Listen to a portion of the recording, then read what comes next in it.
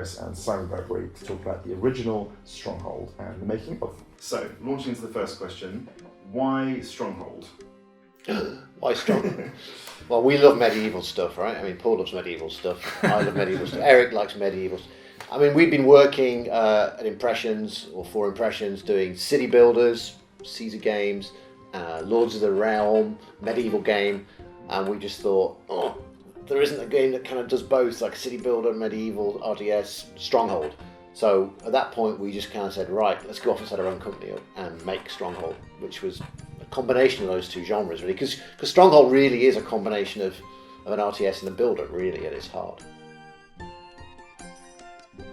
So was it a big decision moving to your own company after how many years at Impressions? Were you scared?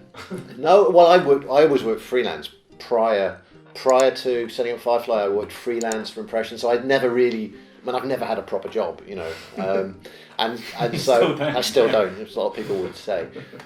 Eric, obviously, it was a big decision for him. I mean, like when I set it up with Eric, and he worked in America. He actually moved over to the UK for 4 years. Him and his family had 2 kids here. His kids started getting British accents. You know, he was like getting really worried. So eventually, he did go back. But for Eric, I think more than for me, I think it was a scarier step. What was your initial inspiration for starting the series in terms of games that you had worked on yourself and also other games at the time that inspired you to make something like Stronghold? I mean, really from the city builder side, I think kind of Caesar was the game that, you know, I'd worked on, kind of helped design and coded it. And we wanted to make something that had that level of detail, but in the medieval period. And then we were going to throw some kind of RTS on that. I mean, I loved Age of Empires, which was out kind of round about the same sort of time. We'd been playing Command and Conquer, obviously. So we wanted to bring those games into a city builder and set it in the medieval setting. So I was thinking the medieval setting is very key, as in, you know, I always look at it as all the kind of times in history. I think it's one of those times that everybody has an interest in, and it's very easy to get, you know, it's kind of like, you know, castles, you know, catapults, soldiers, you know, all the classic films, you know, with like, you know, sword fighting and archers and everything. It's very, you know, it's really something everybody's interested in, even, you know, from a child up to, you know, when you're an adult, you don't lose interest in that kind of time period. Yeah, I mean, medieval period's funny, right? I mean, it's people getting, you know, dunked into water or burned, that kind of. I mean, it's hilarious, and people used to live in kind of squalor, and then they used to go and fight each other to get more bits of squalor and all that kind of thing. From a development sort of production point of view, were there any particular difficulties you encountered in the production of the game as a fairly small sort of indie, I guess, studio at the time? I mean, Stronghold was our first title as Firefly, so obviously we were just geared up to make that one title. Everyone was focused on it. It's the classic first indie game where you've got all, you know, every design decision is yours. You haven't got other things to kind of like to think about. So you're very focused, and it's our first game. So there's you know, we've got loads of ideas. I guess the main problem was just, you know, not putting every idea in, which we failed at, and we did put every idea in, including the fire system, which we put in with like a week to go. We suddenly decided, let's put the fire system in with a week to go, which was crazy. You know, like no sane production team would do that. Take from that what you will. But yeah, I mean, we threw it all in. We put a lot of passion into it. It was the classic first game for an indie dev. What were the other sort of last kind of later decisions that went in? Was the good and bad system? Good Lord, Bad Lord was kind of a late end thing. You know, we decided that was another area of medieval life. We thought we could add that in as a simulation as well. There was lots of stuff, you know, things like tree regrowth. We wanted to have a system where it would spread seed and little saplings would come up and grow, and different trees would spread at different rates. We really didn't need that. I guess the next question would be, how has the marketplace changed between sort of 1999, 2001 and now, in terms of, you know, in development, in terms of publishers, the size of those publishers that you work with, you know, how you could achieve success by working with the right people? Because obviously with Stronghold it was Take-Two eventually. 2K. Yeah, I mean, it's changed tremendously. Obviously, I think at the time it was big publishers, and there was really no way of self-publishing at all. You had to have someone that could put it in a box, put it in a van, and get it into a store somewhere. Otherwise, you weren't selling anything. Interestingly, though, actually, when we signed Stronghold 1, we signed it with a gathering of developers who were probably the big, if not the only, kind of indie publisher around at the time in '99. I mean, they were the original incarnation of what is now Devolver. Same guys running it. And so we signed essentially with a kind of early version of Devolver at the time, and then they got bought out by Take-Two. So we got, signed up with a really kind of supportive team, and then we actually got distribution from a really big publisher. So we kind of got the best of both worlds in that respect. So we kind of retained ownership of the IP. Yeah, exactly. That was, I think that's, which is what you'd expect now, but in those days, to maintain, as a new studio, to maintain ownership of the IP, that was not heard of. Yeah. But the timing was quite interesting because it was towards, it's hard to imagine now, but it was kind of just before 3D really started taking off, wasn't it? So yeah, everything was still pretty much 2D apart from, some early, it's like Half-Life 1 and stuff was coming out and things, around that time. So, but, very much all, strategy games were still 2D. It was, but we also, like nowadays, a lot of indie stuff is 2D, right? And it's easier and quicker to make. And that was still our theory back then. We didn't want to make the move to 3D, certainly at that time, because we were always about game. We are still always about gameplay, and we like, we're not about doing cutting edge graphics. We're about doing graphics that are good and immersive and give you atmosphere. But it's the game, is what we've always kind of really wanted to drill down to. So yeah, that was. It's come full circle. It has come full circle. Yeah, it's come back, isn't it, in 2Ds now? Which is great. Which is exactly what I would, do if I was.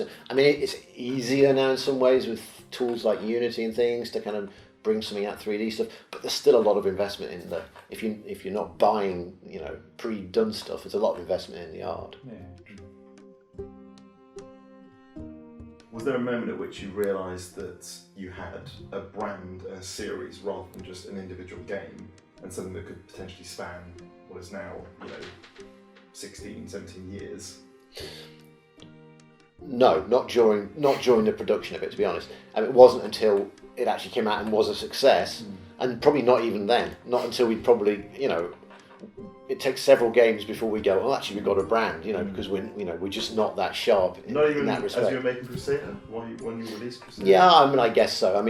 But we were never really focused on that. We were never really focused on creating a brand. If we were more clever in that respect, probably we would have been. But I think you've created a brand anyway. We have, by accident. But I think that at the time, I think it kind of dawned on us when it was successful, I suppose, that we got a great thing. And so at that point, we were looking then to go and sell the sequel, Stronghold 2, to a publisher. So we knew we got a good shot at selling the sequel. I guess that's what when you realise you got a brand. But in a way, actually, it was actually Take-Two that kind of like pushed us a little bit into doing the expansion, as they called it, which was Crusader. And we kind of went, well, actually, we don't want to do an expansion. We want to kind of do something a bit different. We're not interested in just doing expansion. We want to, extend the gameplay of the original, which is what we did with Crusader. But again, that wasn't even us. That was the publisher pushing us down that route. I think the Stronghold name is quite a good. It's quite a strong brand name. In retrospect, you look at it, and it's a good brand name. Would you say it has a strong hold on people? Oh. Let's think about that. It's definitely a good name, and it was a tricky one to trademark, to be honest, as well, because we obviously had to go through that route, and that's a whole different set of skills, and a set of expense that we went through. But you can't, it's like a single word that can describe all sorts of things. So we've got to, we haven't got the trademark on, for example, hairspray or anything. So we can't use Stronghold hairspray. Luckily, with our marketing guy. Yeah. Were there any other names you considered? Can you remember any? Sorry. Well, I mean, we obviously we would have liked to have called it Castles, but obviously Interplay had got Castles, so that one no. But I mean, really, I think Strongholds was right as soon as I think it was Eric's name actually, and as soon as he said it, we just went great. Yeah, absolutely. It's a good sign, isn't it? It is a good sign. And last question: where do you see the series heading in the future? We're going to stop at Stronghold 56. No, I mean... Technically we're already at Stronghold 7, or, you count the sequels. Still quite a few to go. So we've got another... No, I mean, I think it's... what we wanted to be able to do, though, is add... I think we've realised now, I think we've kind of gone through Stronghold 1, Crusader, Stronghold 2, Legends... Stronghold 3 went a bit kind of darker. I think what we want to look to do is to kind of gradually evolve the series a little, push it a little bit in certain directions.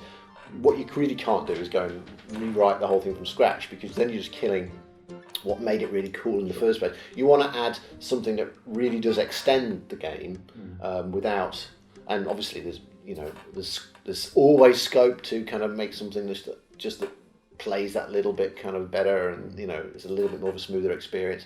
And I think we are getting there with that. Actually, we're kind of maturing, I think, in our approach to kind of building the next Stronghold, and I think things will get more polished as we go on. Yeah, making it feel very Strongholdy, which is it's kind of recreating that Stronghold feel. Yeah, it takes a long time to get your head around what is the essence of Stronghold in a way. I think you can't, even 2 games you still don't really know it.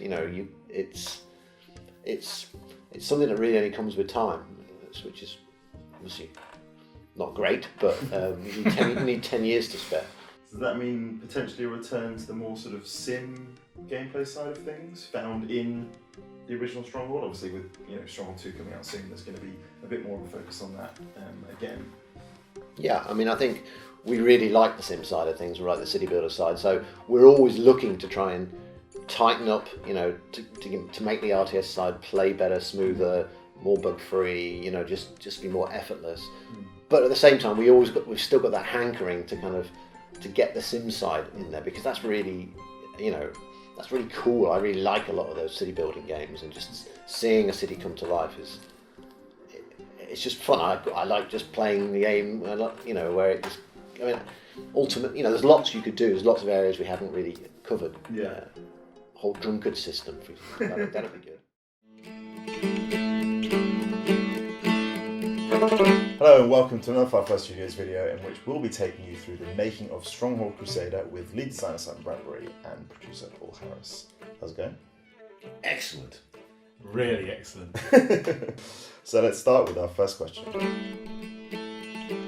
What drove you into the production of Crusader other than making a sequel to Stronghold? I mean, I think with Stronghold, we hadn't when we did the first Stronghold, we hadn't really covered everything. We knew we wanted to do skirmish, and Crusader was always down to be the skirmish thing. I really wanted to go to the desert. The desert, if anything, is even more brutal than the brutal Middle Ages, and they're pretty brutal. But also, there's some amazing castles in the desert.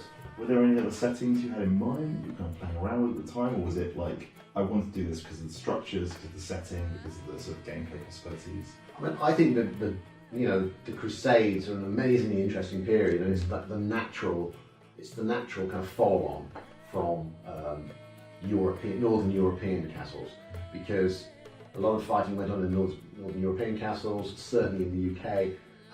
Then the Europeans got obviously a bit bored of that and decided to go and cause trouble in the Middle East, right? And there was a lot of fighting went on at that period there. It's just a natural progression.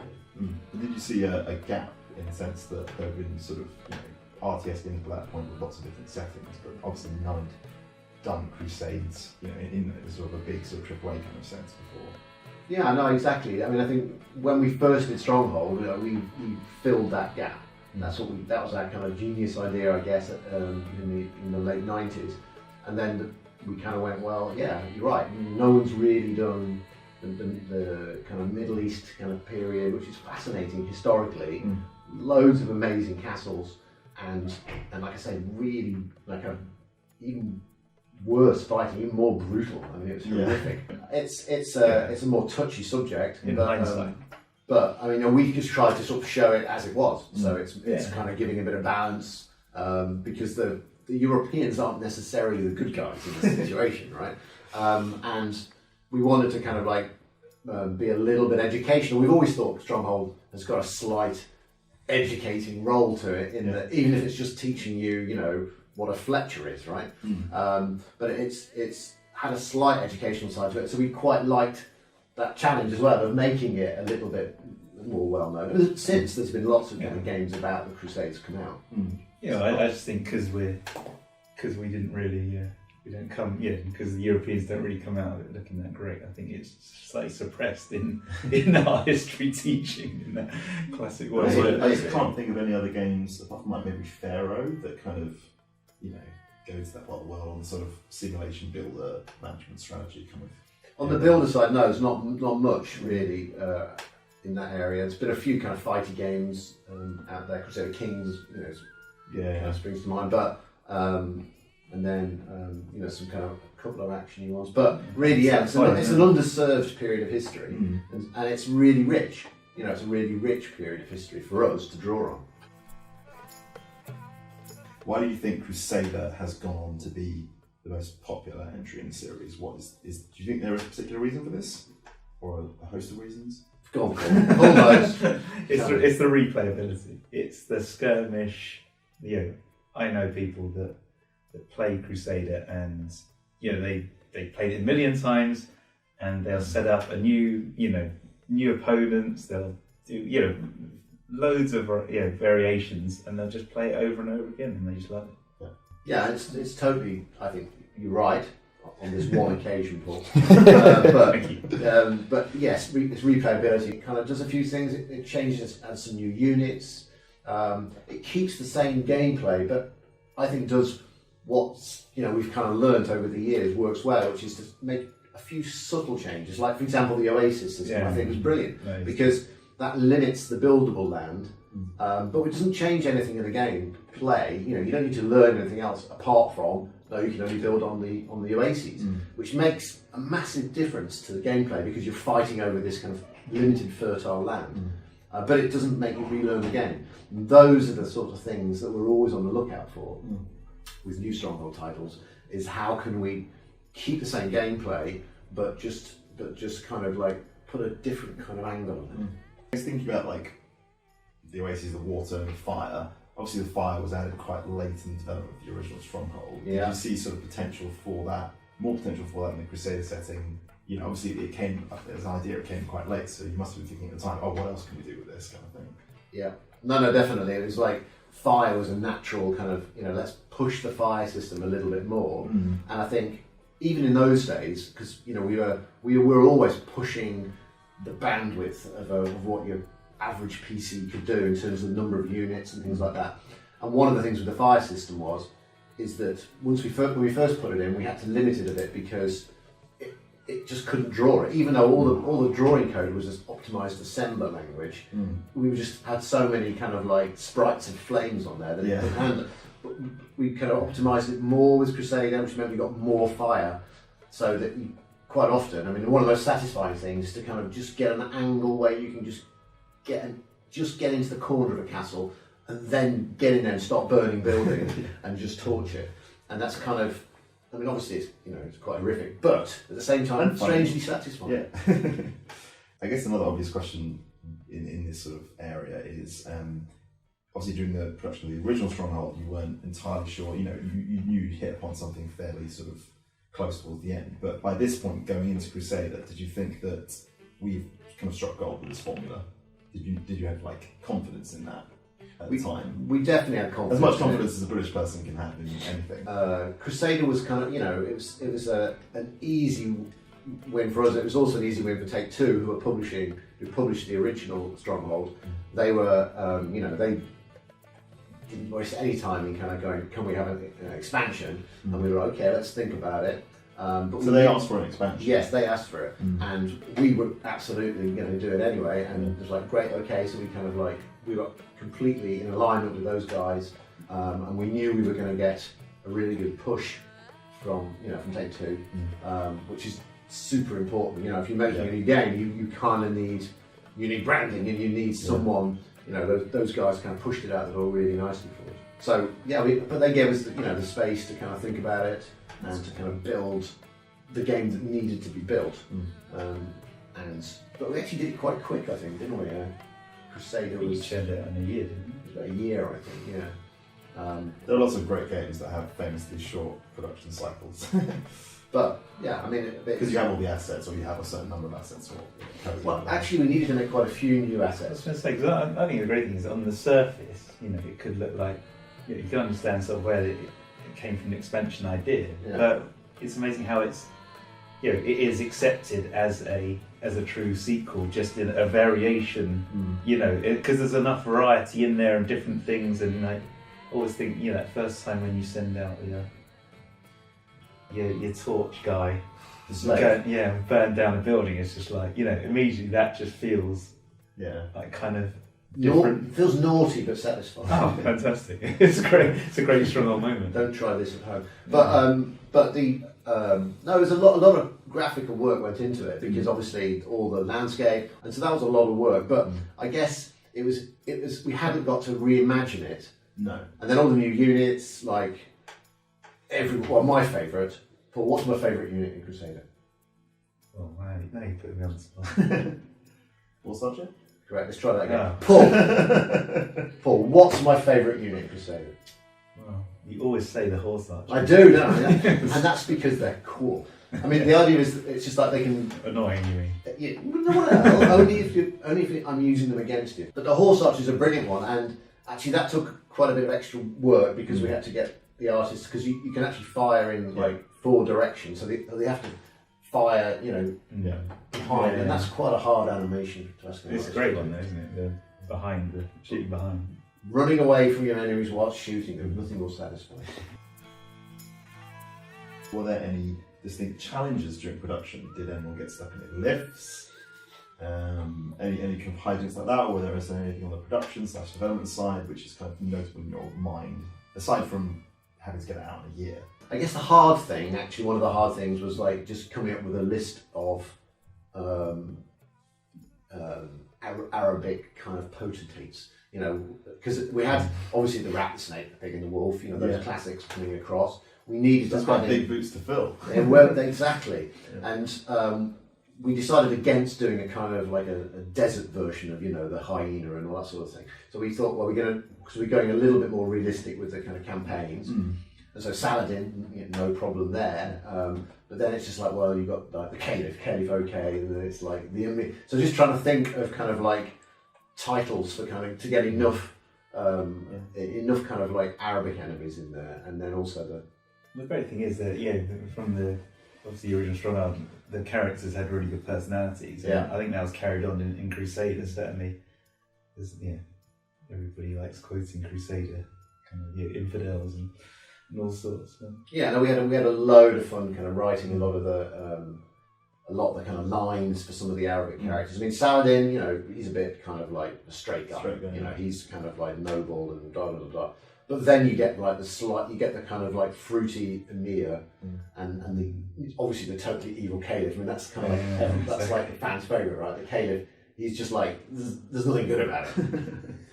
And that's a really nice character to write for. Yeah, exactly. And that fitted fitted really well with the kind of the Stronghold 1 humour of like because basically we like our characters to be bad because they're easy to write for, and you kind of want to beat them. It feels bad kind of beating the Emir, right? Every time it's like, oh yeah, but he's such a buffoon. They need to be a bit larger than life, then that's what gives them the personality, and I think they've certainly got that. They do have that, and because the Caliph's a hard guy. His castles are hard. They've got those really tall towers, so. And he uses tons of pitch. Well, that's the other thing, isn't it? It was nice because with the Arabic style castles and everything, it's very distinctive, with the tall towers and things like that. Yeah. There were some really, nice looking castles in Crusader as well, which are very distinctive. Yeah, no, we got some really Crusader, some of them are like super accurate, like a lot of the kind of the ones, in fact, the Chevalier and places like that. They're built off the kind of the actual castles, but the designs for the kind of the Caliph and the Emir, so they obviously are not. They're just trying to get a unique design for each character and giving them bigger or smaller ones, depending on what they build or what they've been told to build and things like that. So who was your favourite character if you had to pick one from Crusader? Your favourite AI in terms of humour rating? It's going to have to be the Caliph because he is just so bad. I mean, he hasn't got any redeeming features. I mean, I don't know what his mum and dad think of him, but I mean, he's a bad guy. Yeah. I mean, Lionheart's good. I mean, I quite like Lionheart as well because he's so full of himself. He's a good, sort of take the piss out of the British kind of stiff upper lip type. Yeah, but he also thinks he's going to win everything. He's just so overconfident. And I guess that's kind of, in a way, it's humorous, but it's kind of true to life in a way, right? I mean, he just basically went and spent all the country's money on a massive hunting expedition, and then got caught, and gets paid more money to get the bugger back. So that comes. I quite like that. I quite like the box cover there as well because he's got that kind of like that cheesy grin on him. Actually, I've seen art assets where it took quite a long time over choosing his facial expression. This is true. I've seen a Photoshop file with layers and layers of different mouth, how much he curls his lip. I don't think that people understand. You see the box and you just think, oh, that's quite an engaging box, but the amount of work that goes into getting that done is a lot, and the amount of work to get that expression right. Nick's marketing, right? You're getting that expression right. Yeah. We should get a little kind of like GIF or something of the various grins that we had to go through because you kind of go, you get it a little bit wrong, with the eyes and the thing, and he just looks kind of nasty or he looks idiotic. But getting a cheesy grin is really hard. It's kind of change though for Crusader Extreme, right? You did give him a different expression because he's got the He chose a different layer. Just flipped through. Maybe, I don't know. Yeah, it's got that kind of slightly arrogant kind of curl to the side, isn't it? Which I think is sort of slightly gritted teeth. I always thought we kind of based him slightly on Flash art in Black and So looking back at when the games were originally released 12 years ago, and going back to the very beginning of the whole process, why did you make Stronghold 2 beyond contractual obligations? Well, it wasn't even really contractual. I mean, Stronghold 1 had been successful, so obviously the obvious answer is, as a small developer, we wanted to do another successful title. Yeah. So Stronghold 2, that's the obvious answer. The kind of more interesting answer really is, I think that we felt there was still ground we hadn't really tapped into in like the medieval genre. So, we hadn't got a lot more detail in terms of the sim side, in terms of the economy. I mean, we had a game that had the obvious sim stuff, but it hadn't really dealt with, things like dealing with the waste products of Medieval Village, or medieval Gong, as it's called. And we dealt with things like that, with crime and justice, such as it was. But we also dealt with other things. We did a lot more kind of the subsystems in a lot more depth. Yeah, it's one of the things I remember, because I joined the company right at the end of Space Colony, so that was 2003. And I remember having lunch with you and Eric, and I remember you mentioning the big things for Stronghold 2 that you really wanted were, it was all about the estate system. Yep. Because that was something you always wanted, you wanted to explore, after Stronghold 1, and also it was the idea of the map would continue on mission to mission, so your actions in the previous mission would affect what you did in the next mission. Part of the strengths and the beauty of Stronghold 2 is it really leaves no stone unturned. For us, the problem was trying to deliver on all of this, because we were trying to do open-ended worlds, we were trying to add in this new estate system which kind of mirrored your territory in the game. We added in all the things from Crusader, like a whole new set of units. Right, yeah. We added all of this sim side of things. Lots of new sim systems went into the game. Then loads more AI. loads more AI, and then we would start doing things like, wouldn't it be nice if we did cutaway keeps and cutaway towers? So we had this whole new system where you could look inside the towers. I mean, that, as well as adding in skirmish mode, we threw the kitchen sink into Stronghold 2, and I think we did a pretty good job, not just delivering the game, but remaining sane at the end of having delivered the game. The other thing is, obviously, it's our first 3D title, so which it seems crazy that we decided to. That was a challenge enough, wasn't it, by itself? No, I mean the 3D title. I mean that was one of the big challenges, wasn't it? Of going from 1 and Crusader to. Not only did we do all this stuff, but we did it in 3D, and we had not made a 3D game before then. And it's still early, early-ish days of 3D. There's quite a lot of the graphics. The 3D graphics were sort of quite basic still around that time, so it's quite different from making a 2D game where performance in 2D games was great because computers were exponentially getting faster, and so games like Stronghold were just running better and better, and then suddenly it was back to kind of square one, if not minus square one. I think the problem was that we were having to, we had to learn 3D for the first time on top of this other stuff, and it also meant that we were also then challenged with trying to make it look good in 3D, and we've always been more focused on gameplay, so 2D kind of suits us. So with our first 3D game, we did a pretty good job, but we weren't trying to make the most cutting edge 3D graphic game out there. No. But we had to get it beyond a certain level of the bar, otherwise we were going to get. And you had your own engine, right, as well. Yeah, we made our own engine, which is another technical. we scratch. We had a lot. We had a lot. We ate more pizza in Stronghold 2 than we did in any other Stronghold game.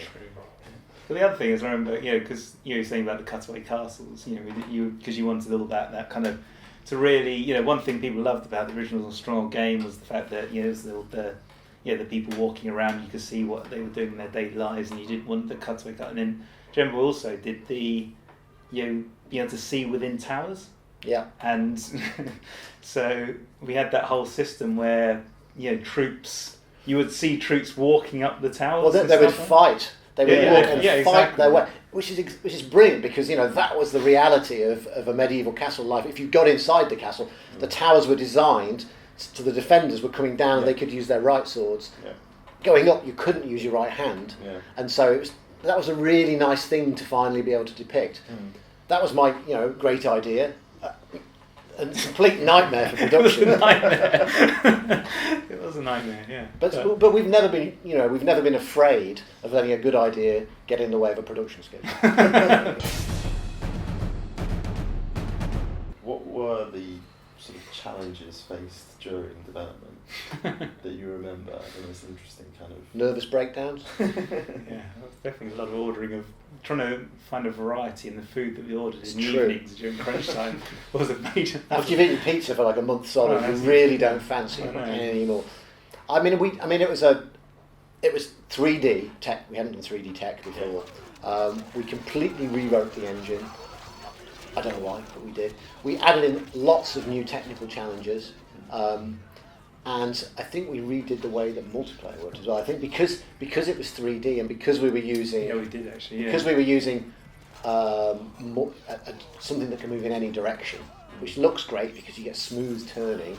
But to do that, you need floating point maths, and that means the multiplayer system we got before had to be rewritten.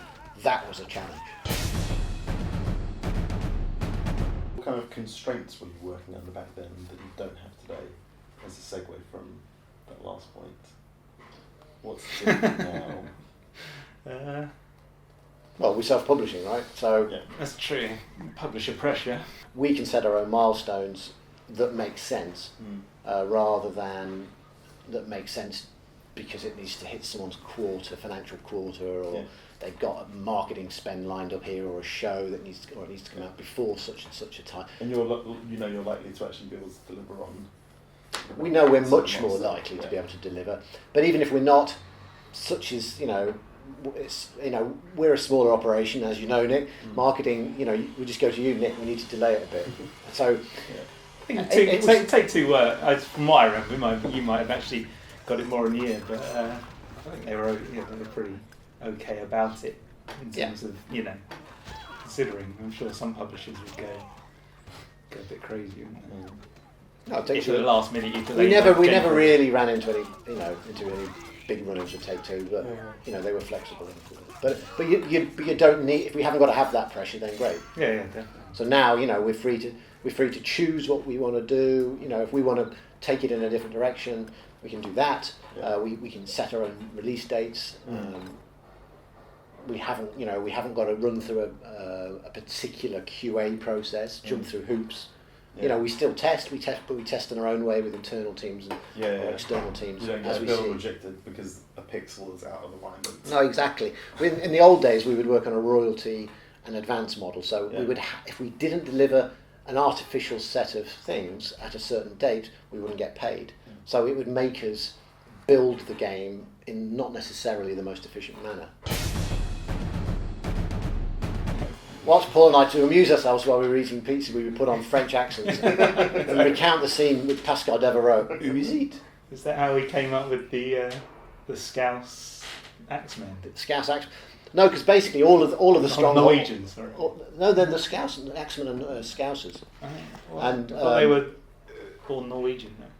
Yeah, no, they were more Norwegian on their mother's side. There's a line in there which explains it. They go, "Hey, I'm Norwegian on my mother's side."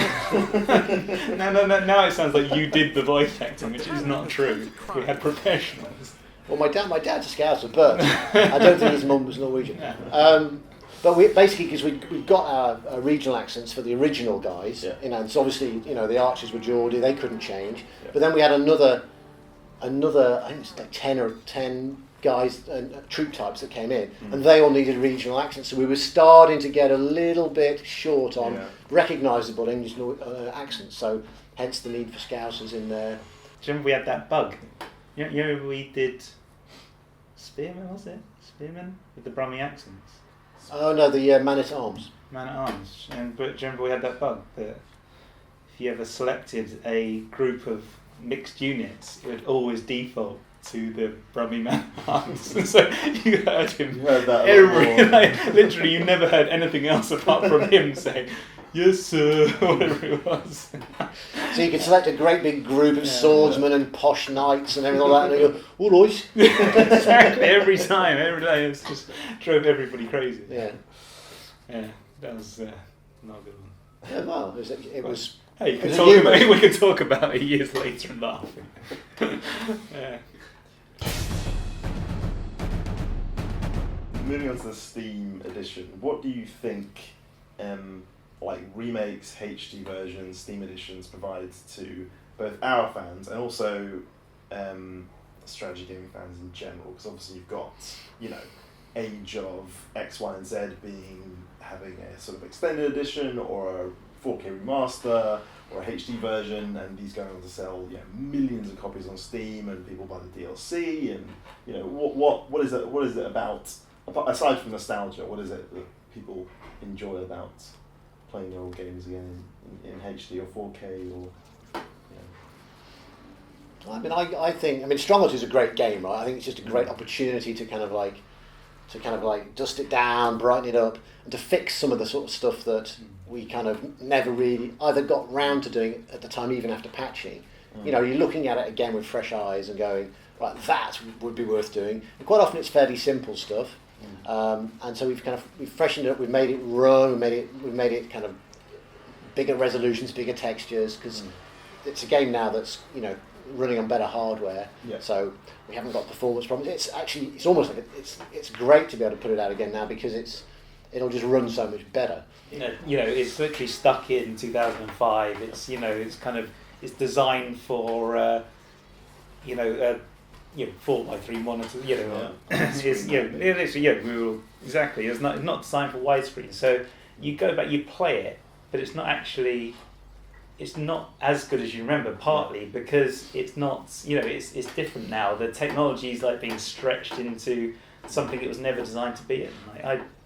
So you can you can take off the rose-tinted goggles and it still looks okay. Yeah, absolutely. Before you load it up and go, oof. No, exactly. It's not the game was bad. It's just that the technology now is a bad experience. So I think with these, with this, it's we can bring it back. We can make it feel more like a modern, like a modern day RTS, but still with the gameplay that actually people remember and enjoyed back then.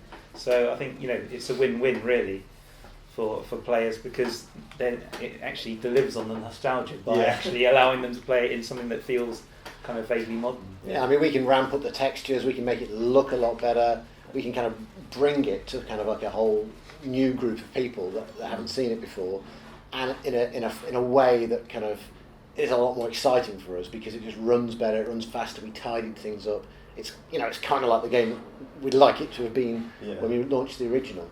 There's a whole new set of fans that have been waiting to do some gong farming. Gong, you can never do enough gong farming. No, has there been any other games since then that dealt with gong farming? No other Did gamers. we nail it? I don't think any of the gamers laid claim to dealing with shit quite as thoroughly as we have. No, we aced it. Yeah. Hi everyone, and welcome to another Firefly Studios video. Today we're going to be talking about the trials and tribulations in the making of Stronghold Legends with producer Paul and lead designer Simon Bradbury. If you haven't dipped your toes into Stronghold Legends before, just know that you can catapult werewolves in that game, so it might be worth checking out the Steam edition or the Stronghold collection on Steam. But for now, let's get to the questions. So the most obvious burning first question, why Legends, specifically why fantasy? Well, I mean, actually, one interesting fact was, Paul got really excited about the fantasy element straight away. But then I told him it wasn't to do with Ann Summers or anything like that. He was less keen on it. But seriously, no, fantasy. I mean, what I think we'd made so many games, Stronghold games, like throwing rocks, chipping away at the walls, climbing with ladders. We just thought, surely there's got to be some different ways to attack the castle. I mean, to some degree, it was born out of our desire to come up with some different ways to attack castles. So having things like walk up the walls, climb on the top, having units turn other units, flying units, burrowing units, a little bit of magic. It was a way to play with castles and castle sieging. And I think that the fantasy element allowed us to it gave us that leeway, didn't it, to kind of try some different ways to attack the castle. Yeah, because obviously it was a sort of a more skirmish, sort of combat-focused game, so you wanted it to be sort of quite varied if you're going to be playing it, many times over multiplayer games or skirmish. But I think, why fantasy? I mean, outside of the estates and the different ways to attack the castle. Also, I think it added a different setting. So obviously you've got Knights of the Round Table and the Arthurian legends. You've got the Vlad Dracul and all of that, those kind of creepy castle side of things. And then you've got the kind of slightly more the Germanic legends mixed with a little bit of Philip Pullman going on in there. Basically, we took all of the various other castle-y kind of fantasy things and kind of put them together. And you even end up with them all on one map in a lot of cases, didn't you? And that's quite interesting visually. You did, and that's kind of what we wanted to do. Is we wanted to what would happen if we took like Dracul versus Winter is Coming versus the Arthurian lot and put them together. And it is interesting because if you play the three different types, they've all got very different play styles, haven't they? I mean, yeah, definitely. One's kind of noble, which is the Winter lot. In that the units are kind of powerful and strong. Some are sneaky, which is obviously the Transylvanian crew. Whether that's catapulting werewolves over your walls or creeping up a tower and converting your archers to your their side, or then you've got the Arthurian lot who play very differently. That's like a squad of heroes, and so the play styles are very different. So it's kind of that's what outside of it, the fantasy allowed us to experiment with some of the kind of the core Stronghold gameplay. Were there any issues in terms of sort of the design or development with sort of introducing quite different concepts like flying units, the ability to sort of smash a wall down with a special power? Did that introduce any sort of issues in terms of balancing, or was it difficult to code? Because obviously it was built on the Stronghold 2 engine, so it was doing some quite different things. with the same engine?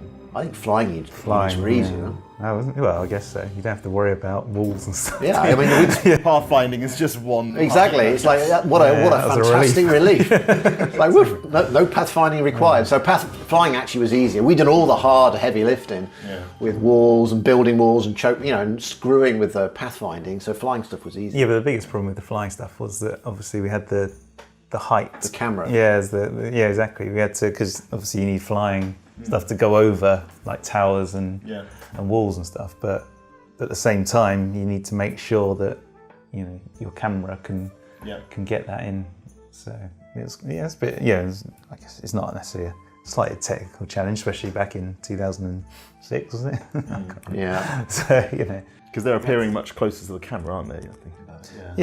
And if the more we zoom out, the more we're rendering more stuff in the scene, and there's so it was a technical challenge. So we had to make a kind of design decisions based off that. But I don't know. We knew that the flying stuff was going to be a bit different, and not something that could ever happen in a normal Stronghold game. So it was cool that we could add it into Stronghold Legends. Yeah, we don't have too many, and we have like the kamikaze bats, don't we? And then you've got like the Witches. You've got the witches, who are kind of a little bit like the fighters. Yeah. And then you've got kind of one-off dragons. Yeah, they were a pain. They were harder to do, but they're great. They're a great. They're kind of like your kind of ultimate bomber, aren't they?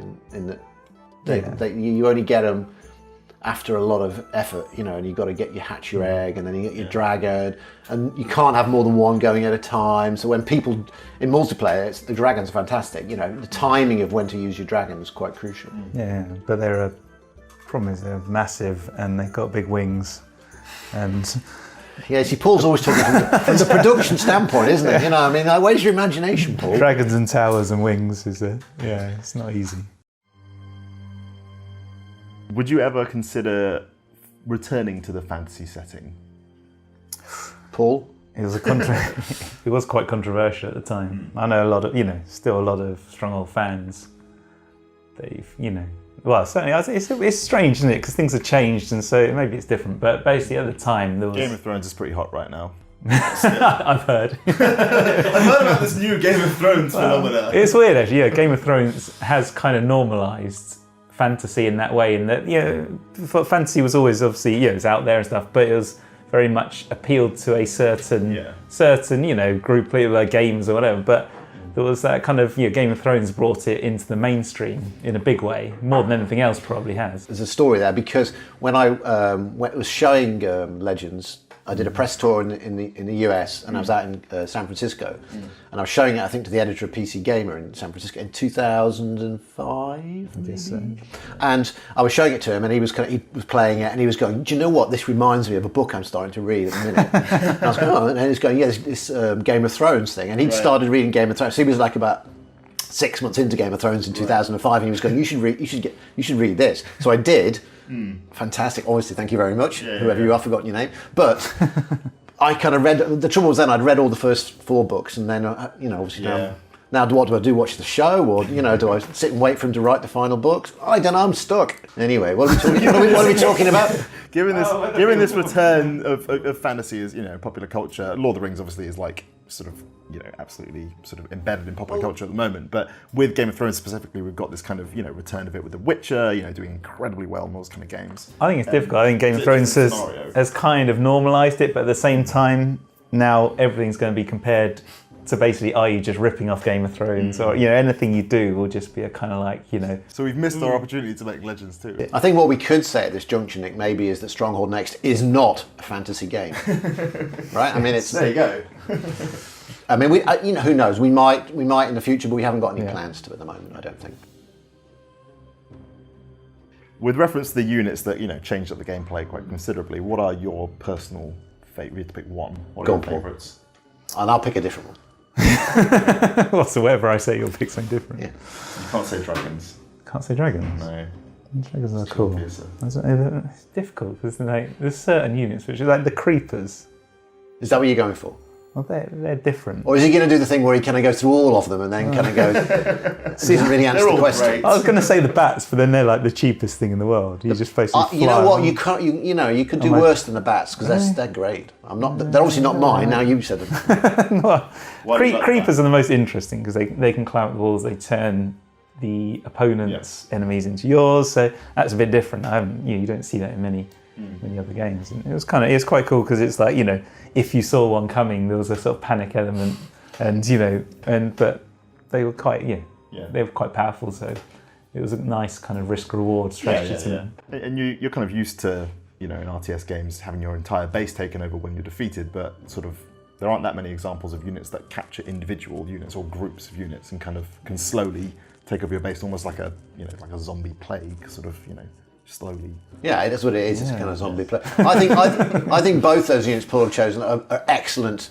Good units to use in the game from a gameplay perspective. My unit is going to be one that's slightly more harder to use and slightly less useful in certain ways. But the werewolf catapult is just. I mean, I like it because it's so funny. And you can, if you're clever with it, you can chain werewolf catapults together so that you can effectively have this logistics chains where werewolves get catapulted from catapult A to B and then they land and then automatically to B to C. You can set up an endless supply of reinforcements of werewolves. But it's funny and it is actually quite useful, but it just takes a little bit more kind of lateral thinking to get going. The ice dwarf. Yep. Simon came back and decided he had an idea for what he wanted to look like. Right. And he gave us a picture of Diego Maradona. That's it. No, but that had come about from a very long train journey with someone from Take Two, who was the PR guy, and we were sitting there. We'd had a few beers, and we went Diego Maradona, and it all just clicked. Yeah. Sometimes you just need moments of genius like that. That was not one. One final question that's just come up. Quite a few people have said that the sort of the combat and the RTS aspect of Legends is sort of one of the best features of the game. Why do you think that is? Do you know? No, I mean, I think a little bit, as Paul just said, I think that because it's a bit like the way Crusader 1 was based on Stronghold 1, and then we got to get it to be even more polished, and Stronghold 1's a pretty polished game. Stronghold 2 was very ambitious, and it probably wasn't quite as polished when it first came out as it should have been. But with Legends, we got a chance to actually make it run well on most machines, and so not only did it run well, but also we kind of got to put some of those polish elements in there, and I think a lot of those went down to things like unit control. And some of it's I remember us looking through all the units because some of the units in Stronghold 2 would do crazy kind of huge lunging moves, which were just don't work in RTS because they're just going to go straight through their opponent unless they're and so we kind of we stripped stuff away that we knew wasn't working in Stronghold 2, and we redid certain things to make the combat feel better and try and remove they're so involved. The games have so many subsystems to them. It's an RTS, but it's also a builder. It has this strategy and state system to it. It's got multiplayer, single player, free build. There's so much stuff we have to do that it's tricky to do all of those things right, and obviously we don't always get everything right. So with Legends, we got that time to polish and polish and polish.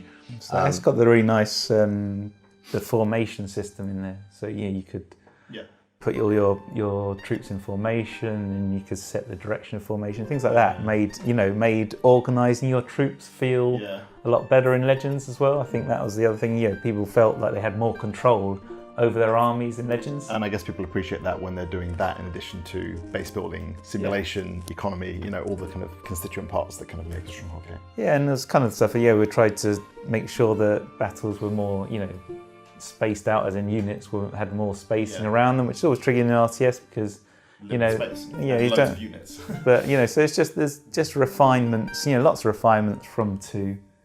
We focused a lot more on skirmish, didn't we?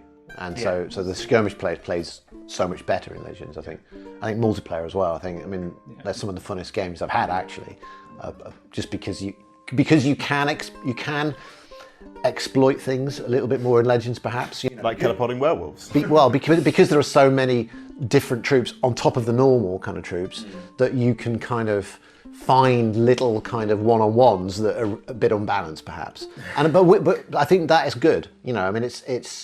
if you don't want to play with them, people can, multiplayer, you can kind of have rules that you don't play with them. But I think when you're experimenting with them, there's a joy in kind of going, oh, that guy's using those, and I just know if I use this and this, he's toast. And experimenting and finding that stuff out is brilliant. Because multiplayer also had loads more options in it. Do you remember we added because it's Deathmatch, it's got King of the Hill, it's got the Economic War, I think. Is that in that one? Absolutely. Or is that in 3? I can't remember. But and got the Capture the Flag is in Legends, and we've also got all those those loads of options you can tweak in multiplayer. No, exactly. And we even had the voting system where other players could communicate via sort of a traffic light system as to whether they liked what you had chosen and stuff. It's just loads of refinements, and it's nice. No, it was more focused on skirmish and multiplayer, and I think that, and we kind of needed to do that a little bit because of, as I say, because of some of the variation in the unit types meant that there's nothing is, you can't do rock, paper, scissors when you've got about like 30 things. It's more like witch, vampire, werewolf. Ice dwarf, dragons, Diego bats, Maradona. blah, blah, blah. Diego Maradona. Well, unfortunately, that's all we've got time for today, as Paul and Simon need to get back upstairs to work on Stronghold Next and Metamorph. But please suggest any future ideas for making of videos, and as always, like, share and subscribe, and return next week at 3 PM for another video from Firefly Studios on YouTube.